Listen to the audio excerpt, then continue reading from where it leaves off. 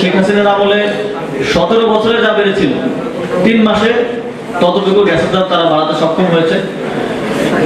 এবং এটার একটা নেগেটিভ ইফেক্ট পড়বে, কারণ বিদ্যুৎ এবং গ্যাসই তো আমাদের যে ইন্ডাস্ট্রি থেকে শুরু করে প্রত্যেকটা ছোট এবং মাঝারি বিজনেসের মূল এনার্জিটা আসে ওইখান থেকে। তো এটার দাম যখন বাড়বে, স্বাভাবিকভাবে তাদের উৎপাদিত প্রোডাক্টের দামও বেড়ে যাবে এবং এটার প্রভাব আমাদের প্রত্যেকের দৈনন্দিন জীবনে পড়বে সামনের দিনে।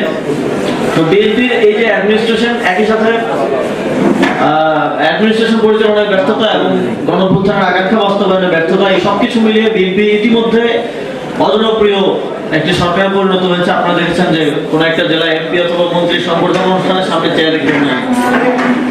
আওয়ামী লীগ যেখানে পৌঁছাতে আওয়ামী লীগের 17 বছর লেগেছিল, সেখানে বিএনপি 3 মাসে তারা সেখানে পৌঁছে গেছে। আমরা শেষ দেখেছিলাম যে শেখ হাসিনার কোনো কয়েকটা উদ্বোধন অনুষ্ঠানে তাদেরও দলীয় নেতা কর্মীরা আসে নাই।